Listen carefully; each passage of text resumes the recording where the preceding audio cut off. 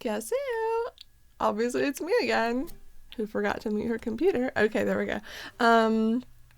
I have one song to do. I know I'm falling way behind. I haven't posted one in like 2 days, which I'm going to rectify with another one I did a few days ago that I still haven't posted. And then I'll probably wait another couple of days to post this one.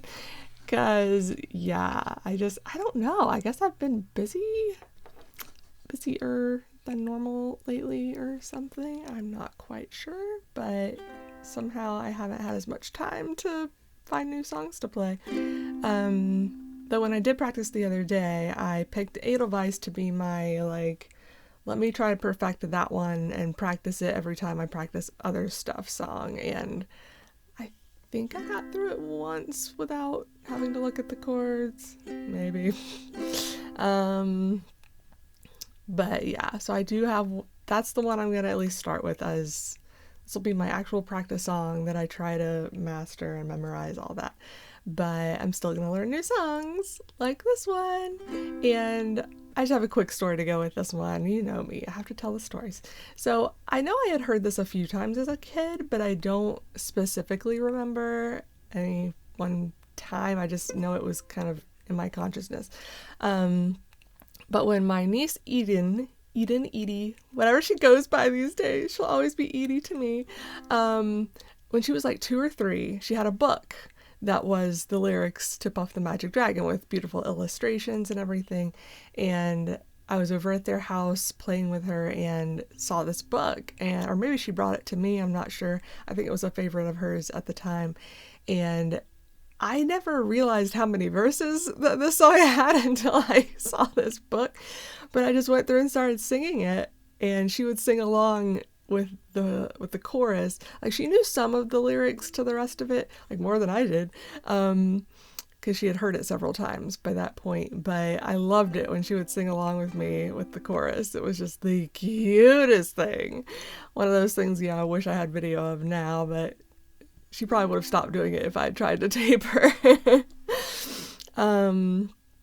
But yes, this song will always remind me of dear Edie, who I love so much, even though she's not a little girl anymore. She's like 13. She's a young lady. I just can't.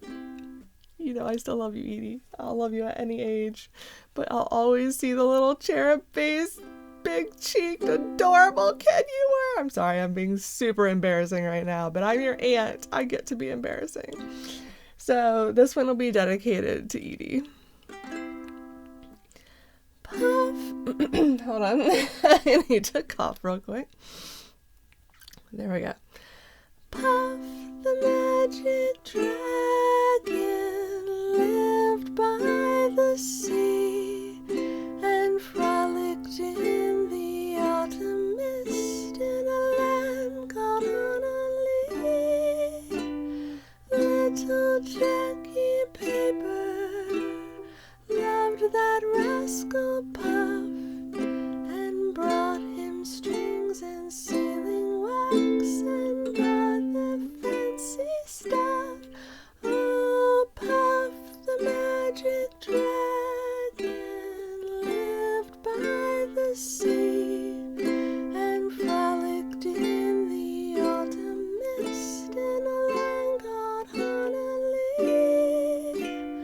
Puff the magic dragon lived by the sea and frolicked in the autumn mist in a land called Honolulu. Together they would travel on a boat with billowed sail. Jackie kept a lookout perched on Puff's gigantic tail. Noble kings and princes would bow whenever they came. Pirate ships would lower their flag when Puff roared out his name.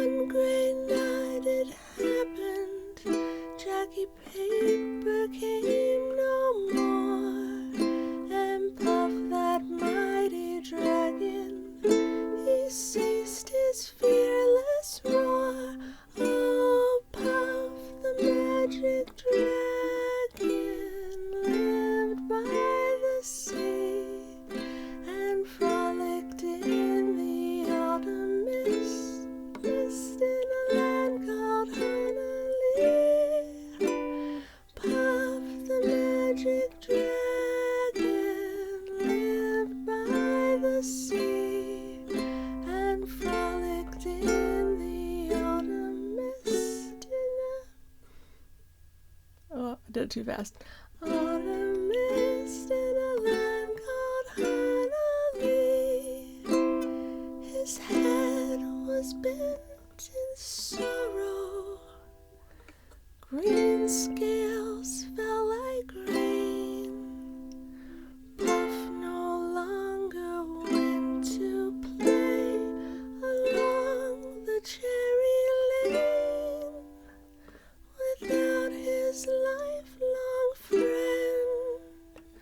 Puff could not be brave, so Puff, that mighty dragon, sadly slipped into his cave. Oh, Puff, the magic dragon, lived by the sea and frolicked in the autumn mist in a land called Honolulu.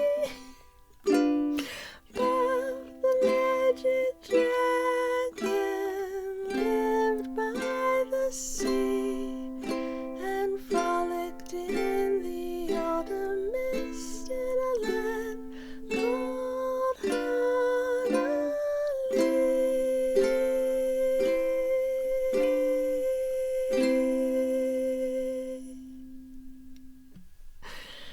So that one has a lot of chord changes, as you noticed. Mostly easy ones, except for E minor. But that's only, or no, it's twice. Why is it only once in the first verse and twice in all the others? I don't know. Whatever, it is. And D7, again, not hard. It's just one I haven't used a ton in other songs, so sometimes I forget, like, oh right, gotta go there first and then G7. It's just a lot of back and forth, but at least they're close together except for the E minor. And I don't know if y'all noticed, sometimes I would, because it was always C to E minor, I think. Yeah, oops. So E minor can be just two strings with two fingers. Y'all can see it. This first string and this one. But it's a little richer if you also put a finger on this middle string in the middle.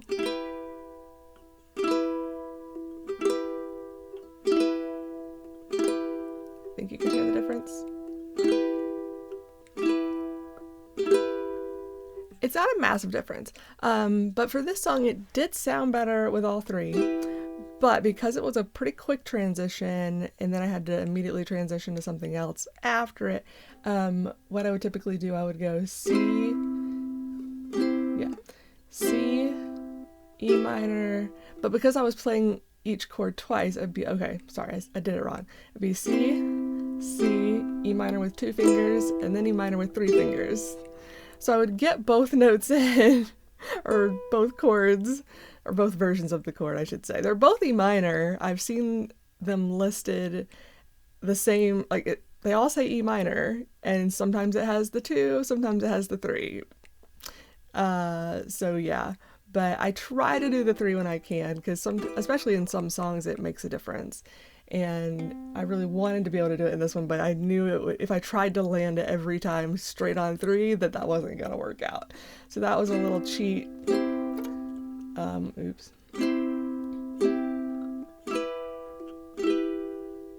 I think you can hear it better when instead of just doing it back to back, when I do it like that.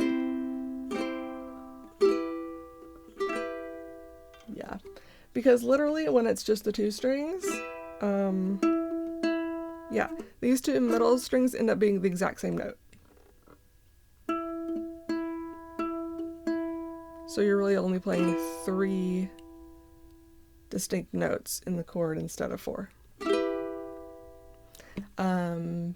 Yeah, I don't remember when I noticed. I just remember one day being like, I think I was playing it and it wasn't ringing out very clear, so I was checking each string to see which finger wasn't pressing down hard enough, and I was like, wait a minute, that's the same. What the heck? That's the stupidest chord. So that's when I paid more attention and started trying to add in the third finger more often when I could. But yeah, I had to take it down on that third, well, I guess it is the fourth verse. Um, because it's so sad. Like, again, I had forgotten that the song really doesn't end on a happy note. I mean, happy note as a musical note, yes, but the chorus is just, yeah, Magic Dragon lived past tense. Um, so it's like, oh my gosh, that's so sad. Like, you would expect there to be another verse where another child finds him or something. You know, that's kind of the. Did that happen with Winnie the Pooh? I feel like. Maybe not. I feel like there's some children's story where like that, where there was this magical thing, animal, whatever, and the first child outgrew them. Or maybe I'm just thinking of Toy Story. I don't know. But I feel like that's a trope that has been done multiple times. I just can't think of other examples right now for some reason. But I kind of also respect the fact that this one didn't. And maybe back then this wasn't such a trope. Like, I feel like that's become more of a thing in recent years or decades where you want the kids to feel happy and safe at the end of a story or a song, but in reality, not everything ends happy. There's not happy endings for everyone, and Puff did not get a happy ending. Like, maybe you can imagine all you want that, yes, another kid found him and they had adventures, and then he went back in his cave again, and then another kid. So it's maybe Jackie Paper taught his little sister about Puff, and then generations later they taught their kid, whatever. But yeah, I think back then it was less of a thing to always make sure it was a happy ending. Or maybe I'm remembering wrong. Y'all tell me. I feel like that's more of a thing these days. Although then again, there was the Allegiant series. I didn't have a particularly happy ending. So whatever. Sometimes stories are kind of brave, as I call it, and they, not that it doesn't say he died, it just says he sadly slipped into his cave. So, he's just hanging out there for who knows how long. So in my imagination, he's always found another child, as time has gone on. So that's why he keeps living in our hearts. I would totally go sailing on ships with a dragon. That would be the coolest thing. And like, this is the most like fantasy lit song for kids.